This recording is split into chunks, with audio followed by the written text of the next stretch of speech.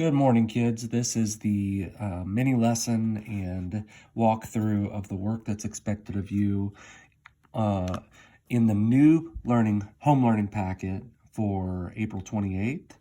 You'll be using this packet today, Tuesday, tomorrow, Wednesday, and Thursday this week, and then next week you'll get into day 4 and day 5. There are only 5 days worth of learning in this packet.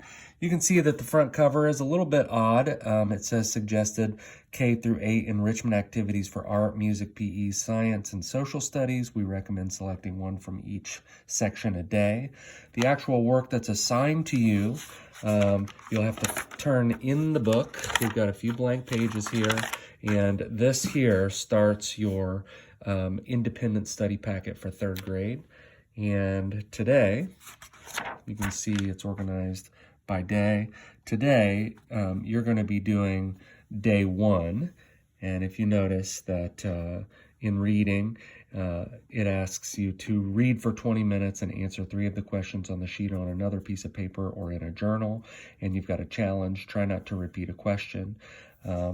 And that would be something that you would do outside of the book. The rest of the work that you have to do is in the book.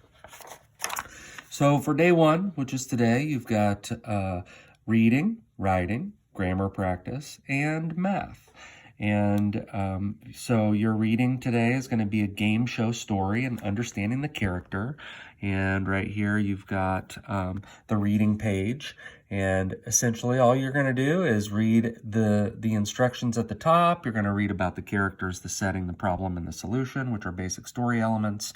And you'll read. So if you look at the directions, read the story, then answer the questions about the characters in the story. And you can see that we've got 5 questions that you need to answer. This could be the page that you submit to my Google Voice account. Just snap a pic and go ahead and send it. If this is the one you want to send, you can send any page from this book, actually, days 1 through 3 this week. If you look, the writing assignment is personal narrative writing, part 1, which is going to be a brainstorm. Now, what seems to be the problem? And it gives you a little reading to do, and it's going to focus on personal narrative writing. Your writing piece needs to have some kind of problem in it, and it gives you some suggestions of different kinds of problems you might write about in a personal narrative, and gives you a list of feelings and emotions to include in your writing to make it more interesting and detailed. Down below, you've got they're giving you sentence stems to brainstorm ideas from your own life for writing. So basically, it's like writing in a can. You open it up, you fill in the blanks, and voila, you've got a writing piece. This is not how we would do it in the classroom, and if you would like to do your own writing piece following these sentence stems, then you are more than welcome to do something like that. This is a continuation of the writing sentence stem, so you've got 9 different prompts that you can use to brainstorm. And then for your grammar practice, it says, say what? So this is the day 1 grammar practice, say what? And essentially, all you're going to be doing is adding quotation marks around the quote. So there are some rules to this, and we've studied them before. It says, say what? Write in the missing quotation marks to fix the punctuation in each sentence. So the punctuation other than the quotation marks are already written for you. The basics are you surround the writing or the speaking of the character with beginning quotation marks and end quotation marks. So for example, in this first one, Lily said, let's go to the park after school.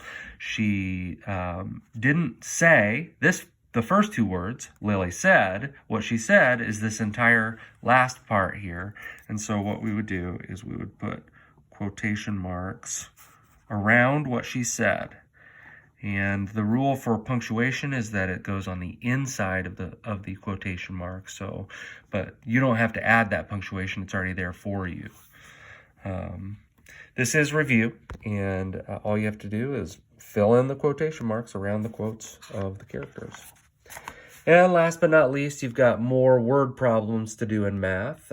We've already done a lesson on word problems. You can look in Clever and go back and take a look at reducing problems down to part whole and visualizing the problem and substituting yourself or more familiar people in with the people who are listed. Just to help the problem become more real to you. But the idea is you read the problem, you can mark up the text, and you pick a strategy and solve each problem and make sure you're answering the question that's asked. You've got 10 problems to do today. You do not have to do, this is the last of the assignment for today. You can see day 2 is here. You can do the pages of the assignment in any order. As we mentioned in the beginning, the goal is to spend about 60 minutes per day on reading and language and about 60 minutes per day on mathematical thinking and math work. So this would do the trick, and if you breeze through it and get through quickly, you can make sure someone checks over your work. You can even call or text me to do some of the work with you or check over the work. But if you breeze through it, you can get on a Dreambox and continue on with your assignments in Dreambox or do some of the other math activities that are available to you on Clever. But this is it for today. I wish you good luck. I miss you so much. And as you know, please text or call or send me an email if you're having any trouble whatsoever with today's work. Have a good day.